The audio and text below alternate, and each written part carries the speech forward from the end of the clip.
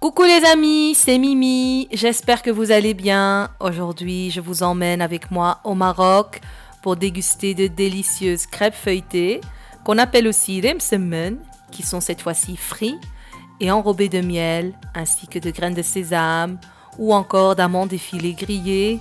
Un pur délice. Pour cette délicieuse réalisation, il nous faudra donc 400 g de farine, auquel j'ajoute une pincée de sel et encore 5 g de levure chimique.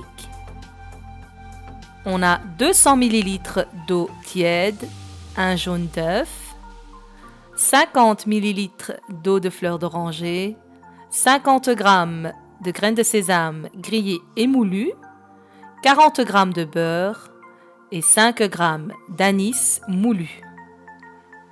Pour les ingrédients pour la déco, on a donc des graines de sésame et des amandes effilées grillées tous les deux à la poêle, et on a 1 kg de miel.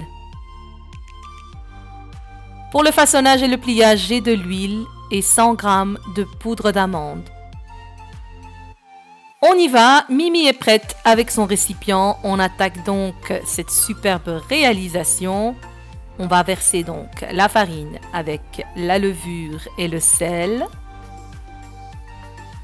On ajoute la poudre d'anis. Donc c'est juste des graines d'anis qu'on a mixées soi-même. On ajoute le beurre, les graines de sésame aussi grillées et moulues, le jaune d'œuf, la totalité de l'eau, 200 ml d'eau tiède, et on finit avec le parfum de l'eau de fleur d'oranger, 50 ml. Ensuite, je me suis équipée dans mon petit mixeur électrique avec les crochets pour donc ramasser ma pâte et la pétrir en même temps pendant à peu près 5 minutes. On peut, si on veut, le faire au robot ou encore ramasser le tout à la main. Ici, on va maintenant un petit peu ramasser sa pâte et juste la façonner. Voilà, je fais une belle boule et je viens la remettre dans le récipient. Je la badigeonne d'un petit peu d'huile, ça va l'aider à se détendre, à devenir plus souple, un peu de gymnastique sans bouger. Je la couvre d'un papier film, je rajoute un torchon propre, un linge propre et je la laisse reposer 1 heure.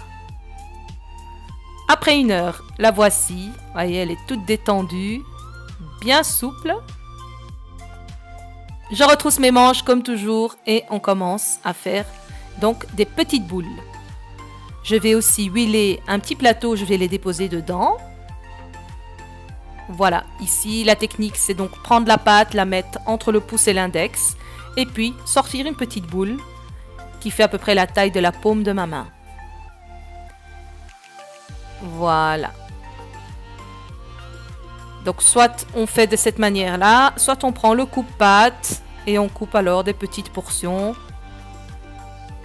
On les façonne en petites boules et à nouveau on les dépose dans le plateau.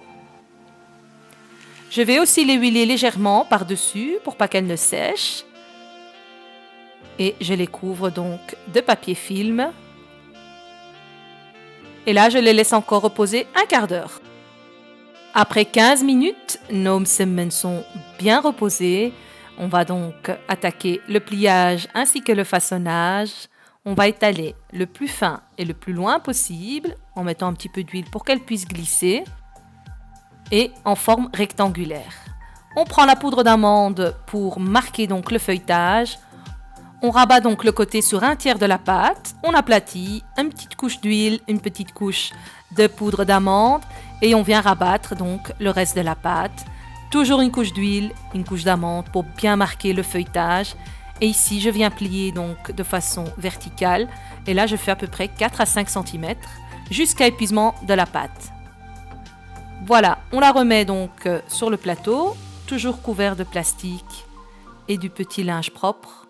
On continue toujours le même procédé, étaler le plus fin, le plus loin possible. On rabat les côtés en marquant le feuilletage avec la poudre d'amande et un petit peu d'huile. Et ensuite, une fois qu'on a tout fini, on va commencer la cuisson. Pour ça, moi, je me suis munie d'une planche à découper, légèrement huilée. Et je vais venir donc aplatir la première msemen qui avait été faite. Je vais en mettre plus ou moins 4 et donc ça c'est une astuce pour me faciliter le transport jusqu'à l'autre côté où il y a ma gazinière pour éviter qu'elle ne s'abîme en route. Pour la cuisson, on a une casserole d'huile bien chaude, une casserole de miel aussi bien chaude et donc une bassine pour récupérer nos msemen une fois qu'ils seront frits. Une fois que l'huile est bien chaude, j'y plonge mon premier msemen, je l'arrose un petit peu par-dessus. Et une fois donc qu'il est cuit, qu'il a une belle couleur, je vais donc le plonger dans le miel bien chaud. Et on va le laisser donc faire trempette, s'imprégner, s'infuser du miel, auquel j'ai ajouté un petit peu de fleur d'oranger pour parfumer mon miel. On continue donc la cuisson des suivantes, en les arrosant et en les tournant au fur et à mesure. Voilà. Qu'est-ce que ça sent bon. Waouh, super. Ça donne trop, mais trop envie. On va le laisser donc s'infuser à peu près 3-4 minutes. Pas trop longtemps, sinon il va se ramollir. Et donc ici, je l'ai décoré avec des amandes effilées préalablement grillées. Et là, je vais décorer les autres dans une autre petite bassine, simplement de graines de sésame. Trop bon. On peut également, si on veut, les garder donc frites sans les mettre dans le miel.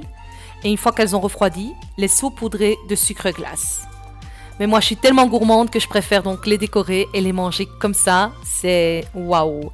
Voici donc nos msemen frits et enrobés de miel ainsi que de graines de sésame et d'amandes effilées. Miam, miam, miam. Vraiment les amis, je vous conseille et vous invite à les goûter, à les essayer. Vous m'en direz des nouvelles. Donc au départ, on a vu, on les avait fait toutes petites. Elles ont quand même pris un peu de volume et de taille. Voilà, j'ai croqué dedans entre-temps, encore toutes chaudes. Elles se dégustent chaudes, tièdes, froides. En tout cas, c'est un vrai délice de Mimi au pays des délices. Avec un bon verre de thé à la menthe. Que demander de plus? Voilà les amis, la recette est terminée. J'espère que j'aurai réussi à vous emporter avec moi jusqu'au Maroc.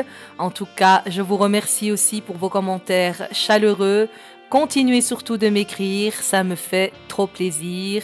N'oubliez pas de liker, de partager, de vous abonner à Mimi au Pays des Délices et de continuer à me suivre sur Facebook ainsi que sur Instagram.